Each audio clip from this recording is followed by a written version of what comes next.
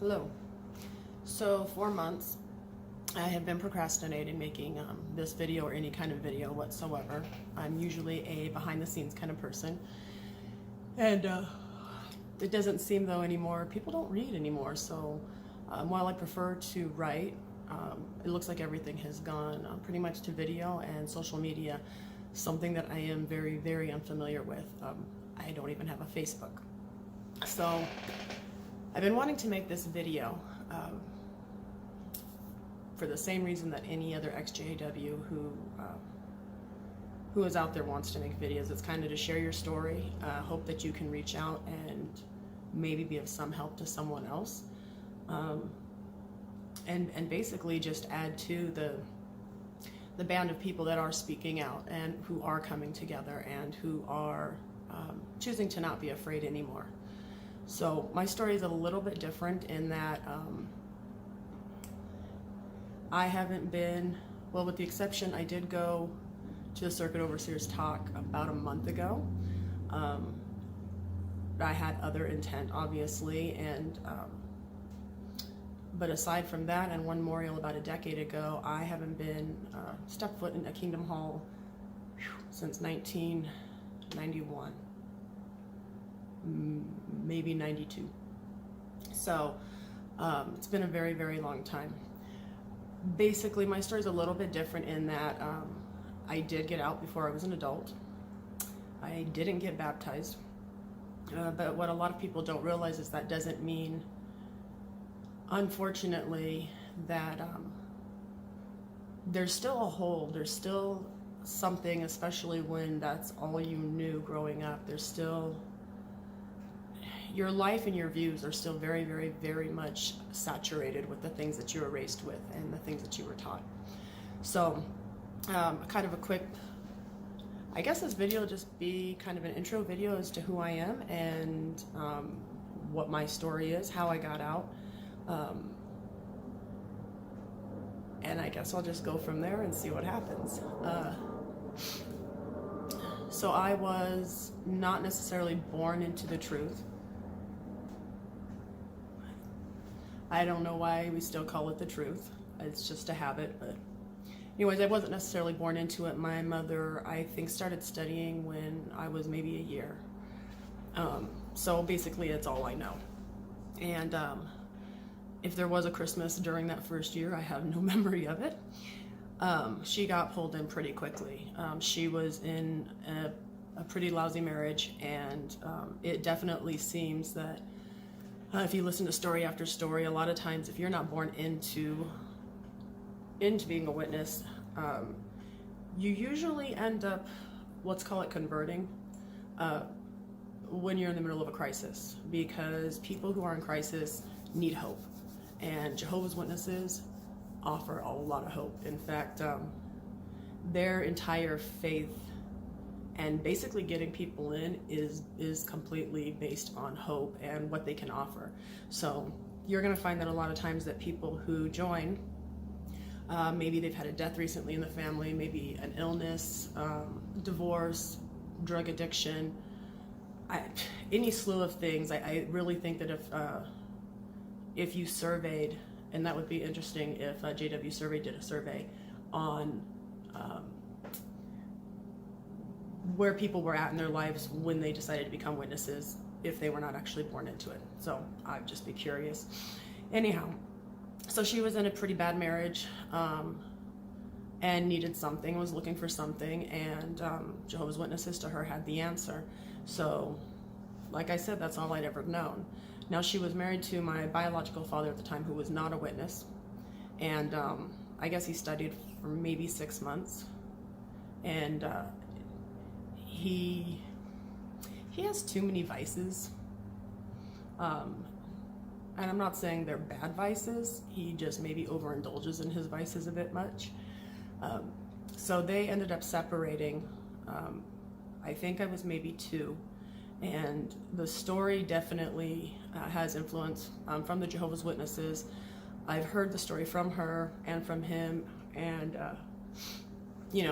everybody's version, it's all perspective, but the truth is somewhere in between. And knowing both of them, I'm pretty sure I know what happened. but he was not a witness, and it was Christmas Day, and there was a tree up, and there was presents, and my mother came home with me and said, "What's this?" And he said, "It's Christmas, you know." And she said, "Well, I don't celebrate Christmas. I'm a Jehovah's Witness." And he said, "Well, you're a Jehovah's Witness and you can go to a meeting or go with your friends, but the baby and I are celebrating Christmas." And she said, "Well, Cass is a Jehovah's Witness too." And he said, "Cass is too." And as the story goes, she walked out, and he never saw us again. That part, I'm pretty sure is pretty accurate to the story. He's from back east, so I left out his little exaggerated version about, you know, how gallant he was in trying to provide me with Christmas. And my mom's got a great victimization story as well, but yeah, like I said, the truth is somewhere in between.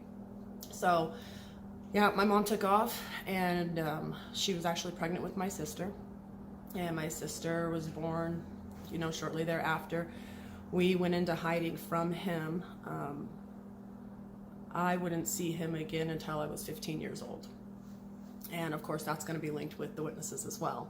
So basically, my mom met then the man who raised me, who I consider my dad. I don't know why the camera's not identifying my face as not. Apparently, didn't have a face for a minute there because it's all blurred. And so anyways, by the time I was 4, she met the father who raised me, and who's my dad, and he was also a witness. You know, he had a little bit of a shaky background too. He was an ex-biker. He'd served time in prison. Yeah, he did not have a good history. But again, for him, the Jehovah's Witnesses came knocking at just the right time, and they were witnessing to a bunch of biker dudes, and he, my uncle, my aunt, they all, anyways, became witnesses. Eventually, my parents met in Vegas, married. He had a son, so we were like an instant family of 5. And we were very, very, very devout Jehovah's Witnesses. That is all we knew. My parents were definitely quirky, and I think that whichever congregations we were in, people loved them. And they definitely weren't as clean cut. My mom was like a former hippie. My dad called himself, he says he was an artist, you know, and he is an artist, but he always leaves out the biker part. And so they had experiences, and they brought personality to the table that a lot of the witnesses really loved. So we were never going to be the clean cut, you know, didn't make a lot of money. My dad was Hispanic. He still is. That hasn't changed. But he's Mexican, and so jobs for him, especially back then, I mean, he was a gas station attendant during the day. My parents cleaned buildings at night. We lived in some pretty rundown places. But I would say we were fairly happy, and we always had fellowship. We always had witnesses around us. And, you know, there's probably going to be another videos, a lot of garbage that does come out, that my childhood really wasn't that great. There was a lot of trauma. There was a lot of abuse. My parents were not great parents, but you know, when you become an adult, you kind of, you look at things and you weigh them out differently. And slight family interruption. I'm not sure exactly where I left off. Sorry, I'm just a little amused. My daughter just came in, and I had been telling her that I was going to do a video for a while, and I'd been getting the, "No, you're not." And then she just walked in, and "Yes, I am." So she's trying to be supportive, but anyhow.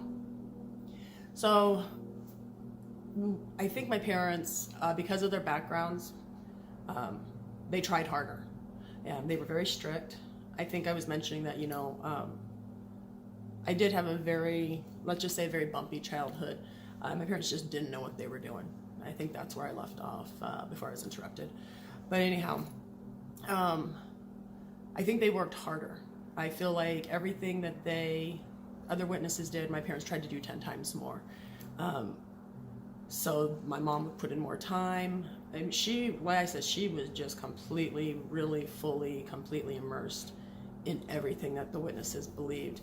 And it would make our life very crazy, very, very crazy, especially when we got older. So my parents, I was raised in it from that point on. It's all I knew. We had, just like anyone else, although I heard that they no longer do the weekly Bible studies in homes. That would have been nice to have an extra day off. In our house, we had theocratic ministry school, regular Bible study, public talk and Watchtower study on Sundays. Mondays were our family book studies. And if you weren't in the meetings, you were studying and preparing for the next meeting. And I guess if that's all you ever know, that's all you ever know. So to us, it was just a way of life. I didn't know, I wouldn't even know what to do with free time. So anyhow, as I, through the years when I became a teenager, I probably wasn't the greatest teenager. I really, really had a strong desire to fit in, and I think that that's a common theme with Jehovah's Witnesses. We were also a little bit different in the fact that, for instance, when we moved to Arizona when I was 10, I think I can't speak for the whole city, but if there was another Mexican family around, we never met them. So my brother, he got picked on a lot for being the only Mexican in school, and we were poor, so that's another kind of strike against you. We were weird, my mom did weird things, like she thought it was really cute to have a toilet in the front yard with flowers growing out of it. Our bus stop happened to be in front of our house, so that was a joy. I think all of those things, you're not celebrating holidays, and it's not like I missed holidays or I thought it was, I actually thought these people are really stupid for celebrating holidays. Like, how embarrassing that people my age actually are being misled in this way. And so basically, I think you compound all of those things, and I just always I wanted to belong. And I really did a good job at belonging with a lot of different groups. So I could hang out, whether it was the stoner kids or the little preppy kids, the dorks. I figured out a way basically to make my school life very, very enjoyable. And eventually, I went back and forth. All my group of friends were all, I would think except for one, but they were all, most of their parents were either their elders or ministerial servants, obviously. My dad was a ministerial servant. For some situations that happened later on, he ended up losing his privileges with good reason. But I hit to the age where I just wanted to be normal. And I will insert here, because I'm sure this has a lot to do with, a lot of people talk about witnesses, the sexual child abuse that goes on and things being swept under the rug. I'm one that can personally attest to that. I was abused by 3 different members in 3 different churches. One never came out. The second one, he was disfellowshipped. And the third one wasn't disfellowshipped. And so I'm adding that now. I'm sure there will be another time that I can go. I probably will go more into it, because I have a lot of issue, obviously, with the authorities not being informed. The reason I bring that up, though, is definitely kids who have been sexually abused. It changes your self-worth, and it changes your view on sex, and it changes your view on relationships. And so I'm sure it was a much contributor to my naughtiness that was to come. And I gotta tell you, I'm very nervous now. I absolutely hate videoing, but I tend to be very sarcastic and probably a little inappropriate with what I find humorous, because that's pretty much how I've survived a lot of shit. So if I'm smiling, it's because I'm thinking of something sarcastic, and eventually when I relax, probably that crap will come out of my mouth. But anyways, for now, I know that definitely, and I've therapy for years, so definitely can tell you that did contribute to choices and decisions I made. So one day I was coming home from school with one of my girlfriends, and her family, they were like nice homes, good jobs, We shopped at secondhand stores, and they probably bought a pair of jeans for what was my entire school budget. So nice people, not, they worked hard, but I'm just saying they were up there. Their families, there was a lot of them in our congregation. So I think being an elder's daughter, there was a lot more stress on her. We were driving home, and she basically said, she was crying, and I'm like, what's going on? I think we were 13 at the time. And she said, I can't do it anymore. It's too much pressure. And she was what we would call a goody-goody. So I never would have expected this from her. She was upset because she'd gotten a B. She'd gotten a B on her report card, I think it was, and she was devastated. And I never understood this with witnesses. My parents really pushed for us to have good grades. We knew the world was coming to an end at any time. So I think back, and it's like, why did you torture us with putting forth a ton of effort when the world's coming to an end? I can't go to college. I'm likely going to be, a secretary somewhere, or I'm not going to have a whole lot of skills. I'm going to be a really, really good publisher and a great pioneer. And so I don't know why they pressured us so much for grades, but they did.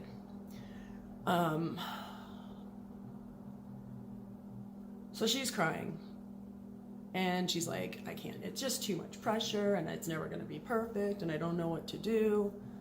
And her exact words, she didn't say if she wanted to say fuck it all, but literally that was her attitude. She was just like, I just want to be bad, she said. And I said, well, let me help you with that. And in basically a very short amount of time, it's amazing how quickly you can find trouble when you want to. We started sneaking out at night when we should have been sleeping, and we're drinking and having boyfriends and going to parties and having a jolly old time. And it was terrifying because, you could get caught at any given time. We're talking a very small town. Like when I first moved to this town, they had a stoplight. So luckily, and here was the benefit of being a witness, is our parents don't associate with non-Jehovah's Witnesses.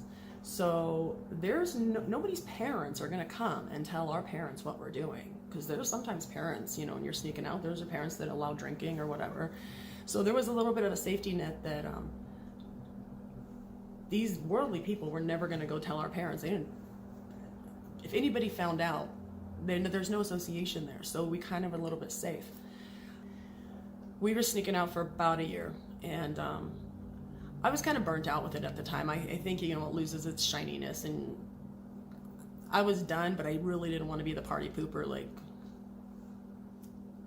I didn't know how to get out of it at that point. And if you ask my mother, she would say that this somehow was done by Jehovah. Don't ask me how. We lived in a mobile home, and the doors only locked so that the handle didn't work, and the door had a deadbolt, and so you would pull it closed and lock the deadbolt. So in order for me to sneak out at night, I would shut the door and lock the deadbolt. Now I don't know why I took the key with me, but I always took the key with me. Lost it once coming home. That was terrifying. But anyhow, so this particular night, the chimney had backed up on our wood-burning stove and had filled the house with smoke. And my mother, being so overprotective, we had window locks on everything. She had cactus planted outside of our windows, just in case we wanted to sneak out. I actually just went through the front door. But basically my whole family was trapped inside. And so I think at that point in time there was 5 siblings, maybe 6. 5 siblings, not counting me and my parents. And everybody's choking and gagging and obviously can't breathe, and they managed to get out of the house, and guess who's missing? So that's how I got caught. Next day I came home. Well, that night I came home. Next day no one said anything. I didn't know anything had happened. And my parents confronted me. And after I lied a few times, because it's important, you know. I think I was 14 at that point in time, and you can't really talk too much or say too much without a lie coming out of your mouth. And I was busted. So I finally told him, yeah, I'd been sneaking out, and I told him I was sneaking out alone. I'll tell you, my dad, he can tell a lie a mile away. I don't know how. Probably because he used to be so horribly worldly, he knows bullshit. So he knew for a fact. And the parents start talking. I don't remember how it happened. At some point, I told Shauna I got caught. And I think she ended up confessing rather than like getting caught in the investigation and everything that parents are going to talk. So it hit the fan, and that was rough because I believed in the things that I had been taught and I had been raised with, and I was done. You kind of go out. In some religions, they actually encourage the children to go out, screw up for a while, and then come back. You can have your fun. And while I was only 14, that's how I felt. I was like, ugh, done with that. And I had already been praying about it and, asking Jehovah to read my heart and to help me figure out what I wanted to do and how to get back on track. I was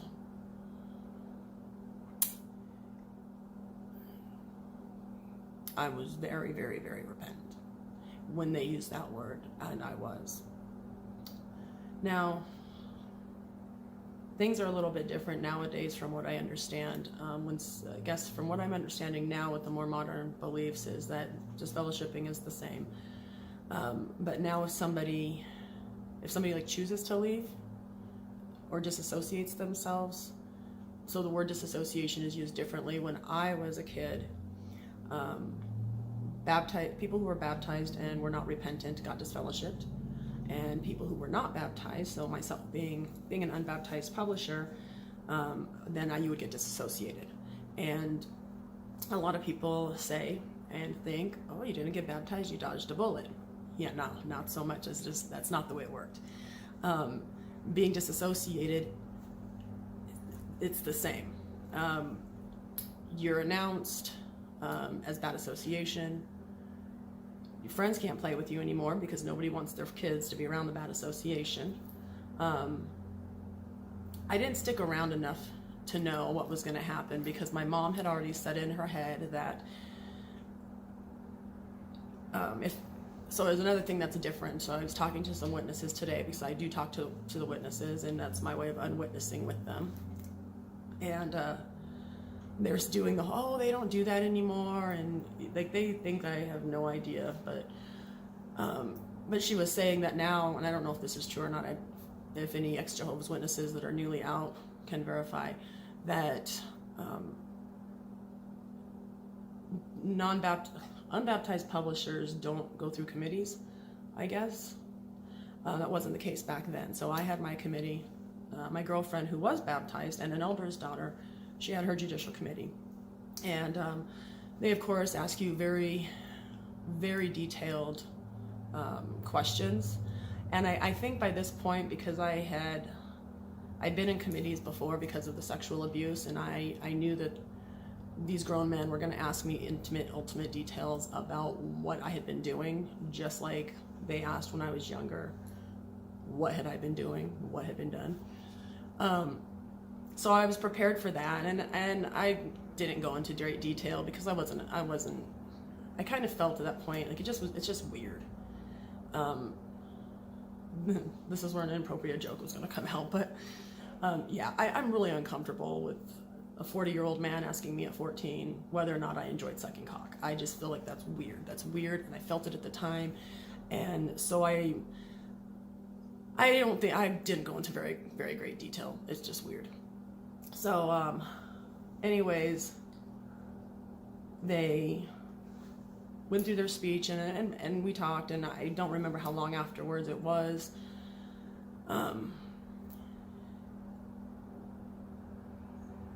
It just still makes me very upset because it really changed. My life has turned out very well, but at that time, it really changed everything, because my mother had already decided at that point that if my committee didn't go well, that they couldn't keep me in the household because I can't remember the term that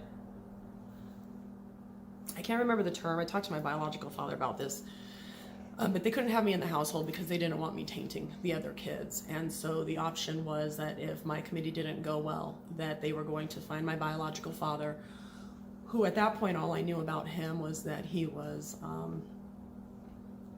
a drug addict, an alcoholic, a wife beater, a gambler. I mean, anything that you can think of he did to, and a rapist. Don't forget that. Per my mother, the way she got pregnant with my sister is that my father I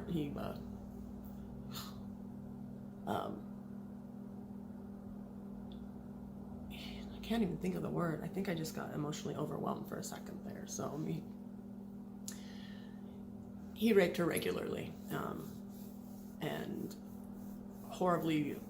I held a knife to her stomach when she was pregnant with my sister. I guess bashed my head through a sliding glass door because I called him by his biological name. I mean, basically, this is not an ideal person. I really didn't know how much she said was true. I mean, I want to be like, oh, hey, you're a liar.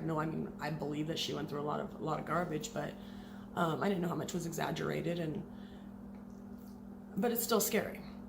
And so my parents had decided that if my committee didn't go well, that's where I was going. And my committee didn't go well. And that really pissed me off, because this is when I knew in my heart, I still believed. It's hard to explain. I still believed in the truth. I still believed in everything that we were taught. I just felt the people were very misled, because I had, as I said, I'd been praying about it. And I knew in my heart I was sorry. And so I just knew that it was just a matter of Jehovah knowing that, which I knew he did. And then, of course, when the brothers are praying to him, that he's going to give them that message. And I believed, God, I'm so, give me a second.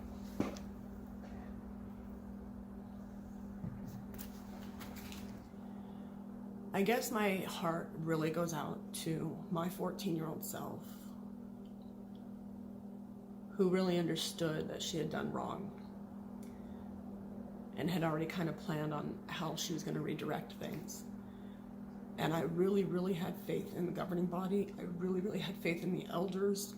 I really, really had faith that everything was going to be okay. I really believed. There's no reason I wouldn't believe that, because this is what I knew. Like, these were people that were appointed by Jehovah to help us and to take care of us. And they didn't feel that I was sorry enough, or maybe sorry at all, I don't know. And I think what it came down to was they had asked me at the end of my committee, and this is what pissed me off too, there was two brothers that I knew and I'd grown up with, and there was one brother who I did not know, and I was a little kind of annoyed that he was there. I think that made it also worse for me to try to talk about things, because I don't know this dude. Why is he here?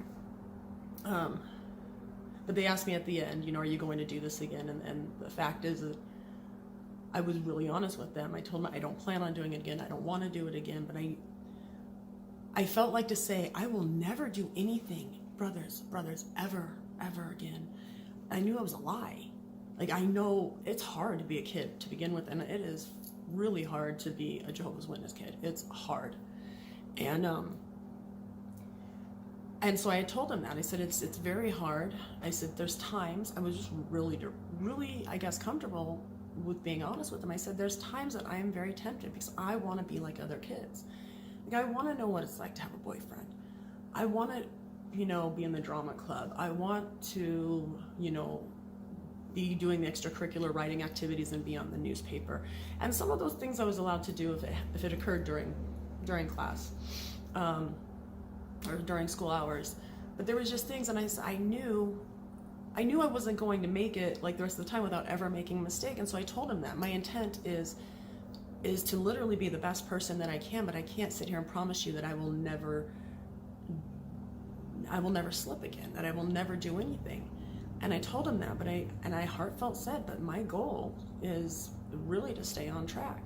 And I think that answer, I think my girlfriend gave a totally different answer.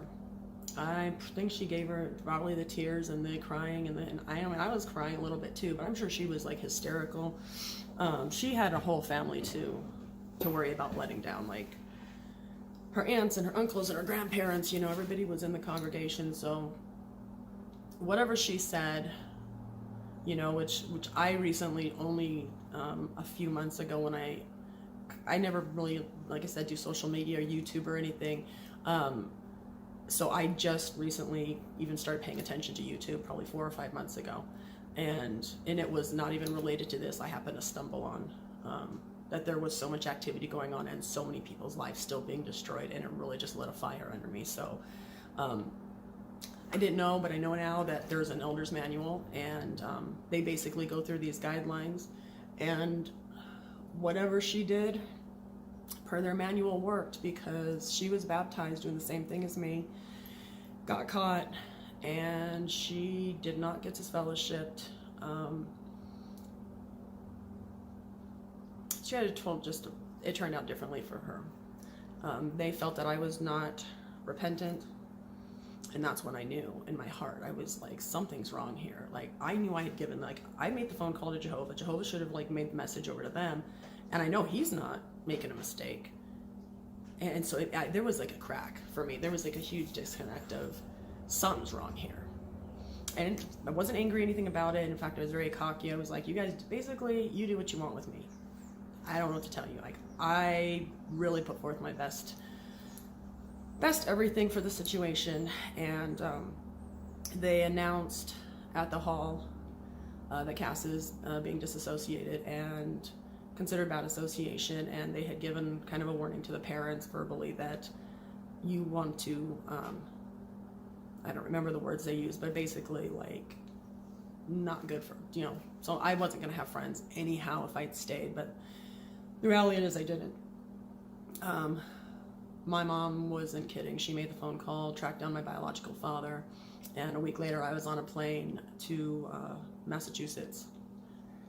And that's when I met him, my grandma, and my aunts and uncles, and found out I had siblings.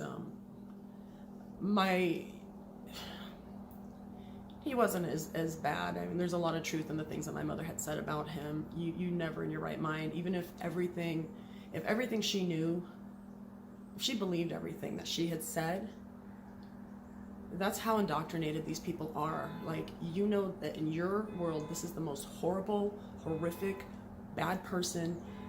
He had raped you multiple times. He had beat me, tortured the dog. I mean, all these things that she would say, burned all of your stuff, our social security cards.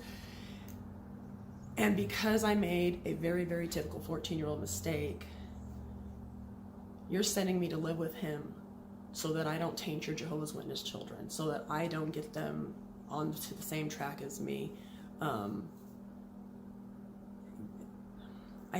can't even imagine. I have 4 kids, and I can't even imagine contemplating doing that.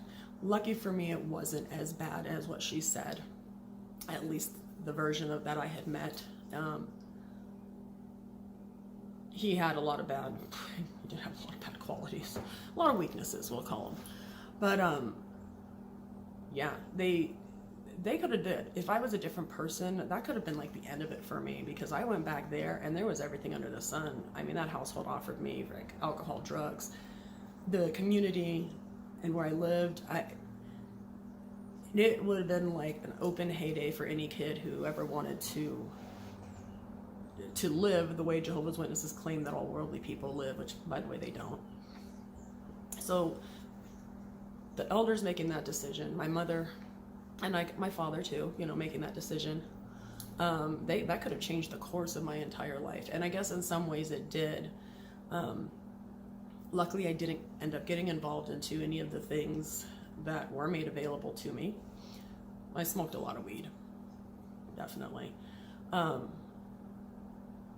I feel like that point in a child's life is so pivotal, and like that is the age group that I think I can speak most to, because that was so impactful to me at the time. And my heart really does go out to young people of that age group, that's kind of 12 to 18 age group, where life is hard enough and you're confused and you're, hormones are crazy, and there's a lot of self-doubt, there's a lot of depression, there's a lot of anxiety.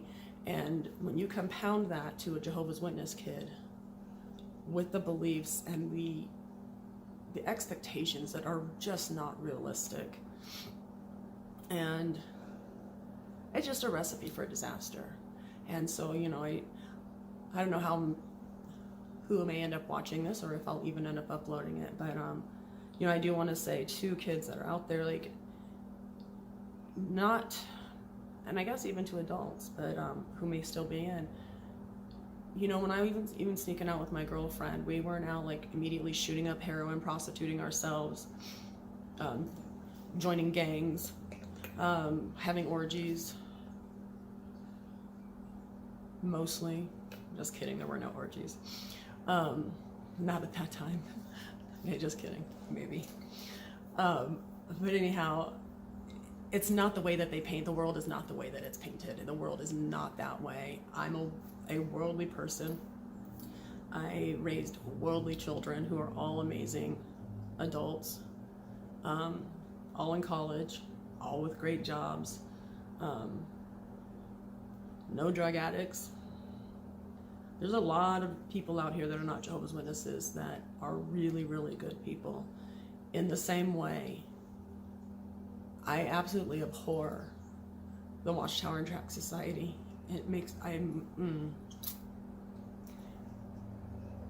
But I don't just say them and assume that everyone who then follows them is a wicked person and is horrible. The people are very amazing, and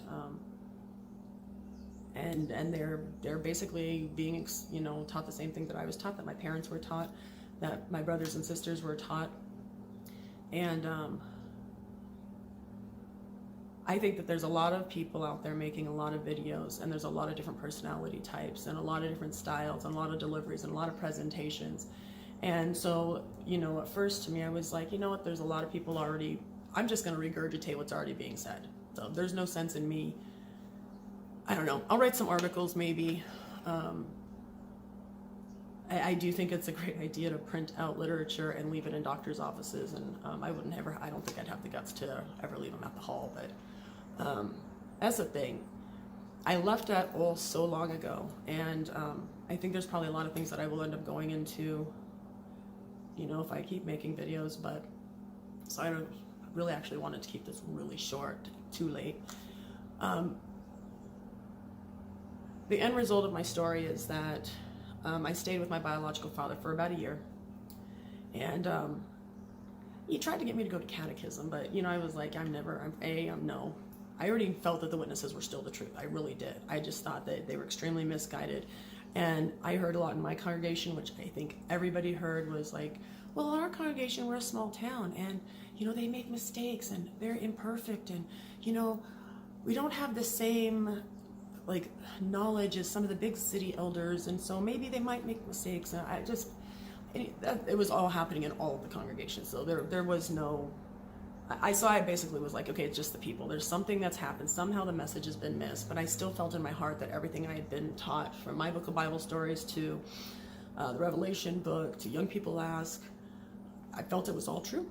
And I just felt that the witnesses had taken it too far. No, I didn't think that Jehovah was going to punish me in the way that they said, or that I was going to be cut off. I felt differently. I felt in my heart I had my own relationship with him, and I still did after I left. I still prayed. I didn't attend meetings. I did study. And I think that was mostly for my mom, to make my mom feel better. I had no communication with my biological family.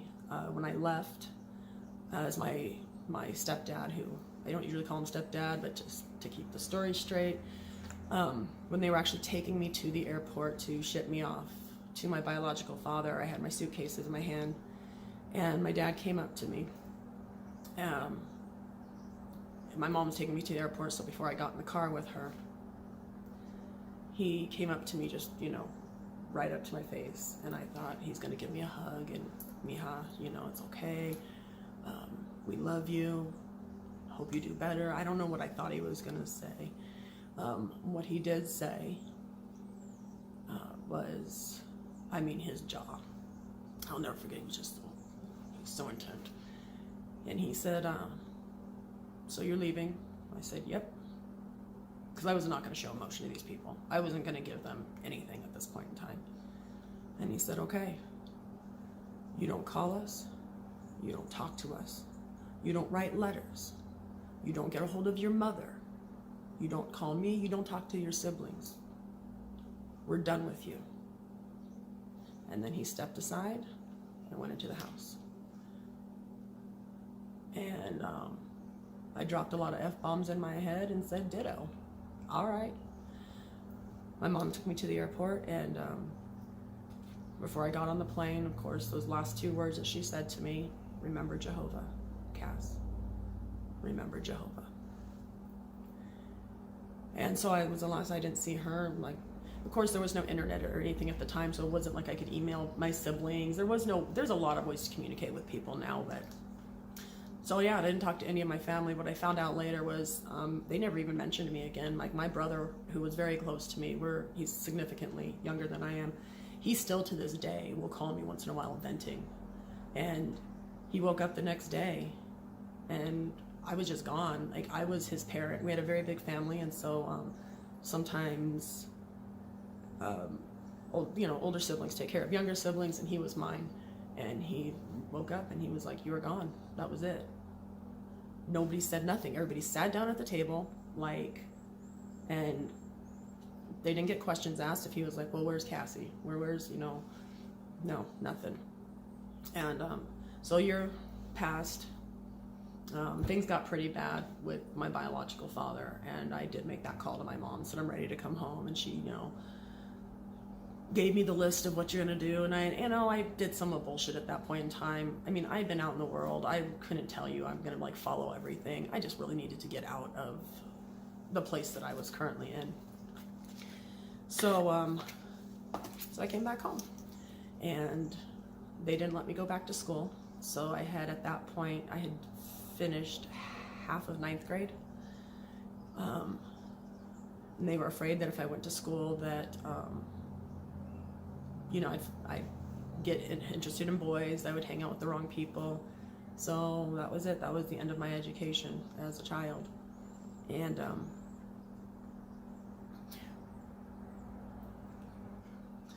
so they let me come back home with the terms that I wasn't even so much as to say anything about what kind of shirt my sister wore, or criticized dress or anything.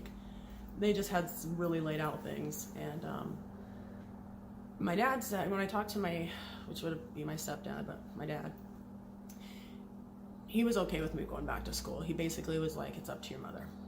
And my mom said, no, it's not gonna happen. She was just scared. A lot of bad decisions they made, and I can look back and be like, ignorant decisions, yes, but I can see decisions made out of fear, that if they really wholeheartedly, believe in this cult, and that is what it is. And I even questioned her about it back when I was a kid, they're that kind of entrenched in it. I can understand her being terrified for my spirit and my life to send me to school. And so at that point I was 16, and I was, going back to meetings. And at this point, my friends were allowed to talk to me, but they really didn't. There was kind of like, hi, how's your last year been? Oh, this was the other thing I forgot about. Let me just add this really quick. The other thing that completely had me lose faith with the governing body, with the elders, and with the whole that they are being led by Jehovah was the fact that I told you my girlfriend, who I've been sneaking out with, was an elder's daughter. She was baptized. And she didn't get disfellowshipped. I got disassociated. I got sent away. And I was repentant. And a week after I was in Massachusetts, I got a letter from her. And it was like, hey Cass, miss you, wish you were here. How's everything going there, blah, blah, blah. Oh my God, I went to the greatest party last week. Me and Sean, which was her boyfriend at the time, we've been doing this, details of sex, I don't know if boys do. Well, I guess boys do, but yeah, there was details. So I was like, so I knew. I was like, she is not repentant. It's a week later and she's still doing it. I'm 3,000 miles away and I'm still trying to walk the line and at least be a good person. Can't tell if this is focusing or not. And yeah, she totally bullshitted the elders. So there was no Holy Spirit there. There was no Holy Spirit. There was no guidance. That was the other thing that cinched it for me. I was like, Jehovah, I believe in you. I do. I can't. And I knew at that point I couldn't be a part of it. So when I came back home, of course I went to meetings. I'm a minor. I didn't have a choice. I wasn't rebellious. You know, when you're a little spunky little survivor kid, you do what you have to do. And if the worst thing I had to do, I mean, some people have to sell themselves on the street. I had to go to church 3 times a week until I could figure out and take charge and be in charge of my life and my choices and what I was going to do. So, I don't remember going out in service though when I came back. That would have been mortifying. I hated service. I hated it. Especially when I hated it. You're knocking on the doors in the neighborhoods of kids you go to school with on Saturdays. I hated it. So, yeah, my plan was just to be a good Jehovah's Witness until, I don't know, whatever happened. And my mom right away, there was some brothers in the congregation that she was like, yes, this is a young brother that you didn't grow up with. He's come to our congregation since you left. They pre-plan. These people know who they're going to try to match up. As soon as that they can see some healthy specimens, they're going to match each other up. I got out of there before that could happen, and basically I begged them to. This keeps going out of focus. Like am I so hideous? I don't look like a human being. Yeah. So after a few months. And at this point I was 16, I begged them, let me get a job. Again, that, you know, my mom back and forth promised me, you know, she did tell me, I'm scared, you're going to go out there and you're going to be worldly. You know, you've already been exposed and da-da-da-da. And I'm like, I don't know what she thought she was going to do. If I was just going to like stay there and raise her kids and fold her laundry and clean her house until I was 40. But I eventually I convinced them to let me get a job. And lo and behold, within a couple of months, I met a boy. So I ended up running away from home. And but there was a lot that happened in regards to the witnesses and how things changed. And I still had siblings. So like the year I left when I was 14, 15, my mom was still birthing babies. Had another kid, and then when I was pregnant with my second child, she had another kid. So for me, I was going to spend the next however many years it took to help my siblings and be in connection with them the best I could, because I knew they were about to go through everything I had just survived. And it would be a crazy 17 to 20 years. So I think I'm just going to leave it at that for now. And plan on making some more videos, I hope. If I don't watch this one and judge myself to death and delete it. Clearly this is my first video, so I'm just interested to see what kind of feedback I get. I know I talk fast, and I know I don't talk loud enough for Christmas when we're worshiping little baby Jesus. Okay, and shouldn't mock that for people who do worship little baby Jesus. For Christmas I might, if this pans out, you know, get some better audio equipment or something. But yeah, any kind of feedback and would be cool. All right, see you later.